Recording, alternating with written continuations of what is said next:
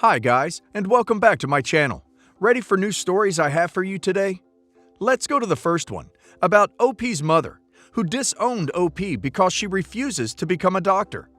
Enjoy the stories, guys, and don't forget to like and subscribe. And of course, don't forget to leave a comment. Before I begin, I would like to point out a disclaimer. Both my parents sacrificed a lot to bring me up. My mom especially threw away a lot of luxuries just so I could have a good life and didn't let anything get in the way of being a good, no, the best mother. This was just a one-time incident. My mother wants me to be a doctor. It was her childhood dream that she couldn't fulfill, so she thought she could fulfill it through me. I have nothing against doctors, but I know for a fact it isn't for me. I flat out told her no. She has been quiet for a while, but now it's time for applying to college, and she asked me to apply for med school. Again, I repeated what I always said. Nope, not for me. She started cursing me out and told me I would go to hell before putting her through all this trouble. Then she proceeded to tell me that I was dead to her and she only had one child, my sister. Something inside me knows that she didn't mean it, and she only said it because she was sad. But the other part knows what she said was wrong. I looked at other colleges, ones that I love, and applied to it. My neighbor asked me in front of my mother if I would miss my family when I leave for college. I said no. In fact, I would be glad to get out of here. My mother is now crying and telling me that I was ungrateful for saying I wouldn't miss them after everything they did for me. I asked her why I would miss her if I wasn't her child. She told me she didn't mean it and that she only said it in the heat of the moment. I told her these are things that's going to hurt me for the rest of my life. Now, half of my family is calling me the a-hole. The other half, and a small percentage, says not an a-hole as we both had valid reasons to be upset. I think I might be the a-hole for being rude to her. So, what's your judgment? Edit. A lot of people in the comments think I shamed my family in front of my neighbor. I would like to clear the fact that my neighbor thought I only said that because I was bored of being cooped up in the house all these days. My mother knows that too because she never brought up this point. Also, I don't know if this will change your judgment, but I came from an Asian family that values education over everything. Edit. Both my mom and I apologized to each other. I told her I was sorry for hurting her and tried to explain what my ambitions were. She heard it all and told me as long as I think it's good for me, I had her blessing. She also apologized like all Asian mothers, cooking me my favorite food, so all is good. Parents should never use their children to fulfill their own dreams. Children have their own lives and dreams and are not simple extensions of parents. OP's mom doesn't have a valid reason to be hurt. She hurt OP and she hurt herself. OP is entitled to choose her own career. She should never have said such a horrible thing to OP, and now there are consequences for that. I, male 17, soon 18, am sorry if my post is illegible. I am still trembling trying to analyze the situation. My mother inherited a rather luxurious and big cottage, holiday house, from her parents that is next to a beach in the other side of the country. I am a few days before turning 18, and I had planned to spend the summer there with my girlfriend and friends once I turn 18. My mother agreed, but only if I get a job right now and make enough money to pay the bills and food for me and my friends, which I did, and only if I return the house clean. I work illegally part-time and managed to save $800, plus the money my friends will bring. More than enough for 40 days in a holiday house, approximately for 4 to 5 young adults. My girlfriend will make sure the house remains clean and tidy, and her friend will cook for us. My aunt, mom's sister, is a really wealthy person because of her husband, and she was always interested in buying that house for herself and didn't like that my mother inherited it. Its value is a little less than $150,000, which she offered $175,000 because of its sentimental value to her. They tried to keep the whole process a secret from me. Nevertheless, I found out, and it's not exactly too late, but not early as well. I confronted my mother, telling her she had promised that I would inherit the house and that I could go there for the summer, but she dismissed me, saying that I was not 18 yet. I'll be 18 in 9 days, and that I will inherit the money instead. I asked my aunt if I could go there for the summer regardless. Even so, she told me a huge no for a few reasons. I am too young to even consider unsupervised holidays. I would literally be an adult. She'll be renovating it. She will stay there herself and can't afford to have a group of youngsters with her. I was extremely furious and felt betrayed and told her that if she proceeds to sign the contract, she better not talk to me again and that I will completely cut her off from my life until I die. Looking back, I don't want to lose her over lifeless property. She is one of the few family members I have kept in touch, and she has treated me so nicely even as a baby. She always thought of me as her own child. It wasn't even her fault. My mother promised me something, not her. Mother calls me manipulative a-hole. Auntie is heartbroken, and I feel betrayed and guilty. Am I an a-hole? Yes, the a-hole. OP is not entitled to either the cottage or a vacation there, and he has no right to tell his mother or his aunt what to do with their own property or money. Cutting her off for life because she won't let OP have a vacation with his girlfriend at her house? OP sounds like a spoiled child. Also, my girlfriend will make sure the house stays clean and tidy? Really? Why is this her job? Edit. For those of you saying that I expect my girlfriend to clean, no, I don't. When we planned the trip, we split the responsibilities, and my girlfriend chose to clean. She loves cleaning. It's her hobby, and she wouldn't allow me to clean even if I wanted. Edit 2.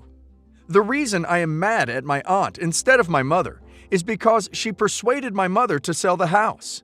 Initially, my mother had no plans to sell it. Update. A few things that have been cleared up since then. The reason they wanted to be so quickly with selling the house is exactly because I turn 18 soon, and even though I am still not legally allowed to demand ownership, I could have been more persistent. I want the house, but not as much as I want to go on vacation there. She can take it. It turns out that my auntie didn't know about the promise my mother made, and found out last second when I told her could I still go there for vacation anyways, which, as you already know, she said no. My mother tried to hide the whole process from me because she partly regretted her promise. Now, I need to say that me and my mother never agreed on 40 days vacation. We just agreed that I could go. You guys told me to apologize for what I said to my aunt, which I did. I tried to say sorry as soon as possible. She was really understanding and told me that these conflicts happen once in a while between family members. It's normal. Even though I couldn't stop the deal, my mom understood that what she did was an a-hole move and promised to convince my auntie to let me go there, regardless of house ownership. My aunt is Christian, and all these reasons she mentioned were true. But her motive was that she would never encourage me to stay alone with my girlfriend for extended periods of time. Specifically, she told my mother, "Why do you allow my nephew to stay unsupervised for so long? What if they do any illegal or immoral acts?" My mother replied, "It's fine, they are youngsters. If they don't do it now, when will they?" Mother, aunt, and I all agreed that I will never mention the cottage again, provided that she will still let me use it for holidays. However, my auntie enforced some stricter rules, and rightfully so. I can only stay there for 7 days, instead of 40. Not to bring many things with me, just my phone, PS4, clothes, and my hygiene products. I am required to FaceTime her every night before going to bed. I am not going to bed until really late, so I would just FaceTime her around 9 p.m. To go to the beach only once. Don't know about that, sorry auntie. I can only invite 3 people, instead of 5, which means that me, my girlfriend, and one of my boys will go. Sorry to Leah, she's my girlfriend's best friend, and some more that are not as important. Many asked if I'm going to change the way we split the responsibilities. Answer is no, there's no reason to. Girlfriend is still cleaning, but she will now have to take care of 2 males instead of 3. My brother, Tyler, is divorcee who had a daughter, Ella, 7, and a son, Noah, 3, with his ex-wife. A few months after separating last year, he got together with Sarah, who has a 5-year-old daughter named Olivia. Tyler has embraced Olivia as his own, which he should, given that Olivia spends about 80% of her time with him. But he's starting to get a bit upset that I'm not doing the same. I live interstate for work, and in February, used a couple of vacation days and flew 2 hours each way for Ella's birthday party. I plan to do the same for Noah's birthday in September. But Tyler and Sarah are upset I am not prepared to do that in July for Olivia's 6th birthday. I'm happy to use a couple of vacation days and spend money for my own niece or nephew, but not really for what is really a random child to me. I've only met Olivia twice, and that was at Ella's party. I stayed at my parents' house while in town, and when we all went out for dinner the next night before I went home. Olivia doesn't know who I am. He also got upset I didn't want to buy a big present for Olivia because I bought Christmas presents for Ella and Noah, but not Olivia. I made sure to wait until Olivia had gone to her dad's before giving them to the kids. I have nothing against Olivia. She's an innocent child. I'll obviously be polite to her when she's around, and I give Ella and Noah their presents privately. But at the end of the day, Olivia is not my niece, and I don't feel anything for her. I haven't bonded with her since she was a baby like I did with Ella and Noah, and I've only met her twice in passing. I don't FaceTime her 3 times a week like I do Ella and Noah. She doesn't come with my parents to visit me 3 times a year like Ella and Noah do. Olivia has her own other side of the family, like Ella and Noah have me and my parents. And I think that while Tyler signed up to treat Olivia as his own when he made the choice to get into a relationship with Sarah, he didn't sign me and my money up for that. I'm not really a kid person. I love my niece and nephew because they are mine, but just don't feel anything for Olivia because she's basically a stranger to me. I'm not really interested in spending money and using vacation leave on what is basically a random kid to me. Am I an a-hole? I found one interesting comment of one Redditor. I'm the Sarah in the story like this. I had a 6-year-old son when I met my now husband, and he had a 3-year-old daughter. My son's dad is a deadbeat, and his parents don't care about their grandson, while my husband had a close-knit family that doted on my now stepdaughter like she hung the moon. I understood that my husband's 2 younger sisters and parents were way more excited about their niece, granddaughter than my son, especially in the early stages of our relationship. All I expected from them in the early days was that they were polite and respectful to my son, which they always were. I didn't expect them to buy big Christmas or birthday presents for my son, but asked my husband to tell them not to give big presents to my now stepdaughter in front of my son, which they understood and respected. My husband's youngest sister was in grad school when we first met, and I wouldn't have held it against her if she flew home for her niece's birthday party a few months after we got together, but not for my son's birthday party. Cross-country flights are expensive, and she barely knew my son at that stage. Over time, my in-laws came to view my son as part of their family, and now, 12 years later, he's well and truly part of the family. My in-laws were there for his high school graduation a few weeks ago. His aunts couldn't make it to the ceremony, but one attended his party, and the one who lives cross-country made a post on social media congratulating him and sent a generous Amazon gift card that he can put towards getting ready for college.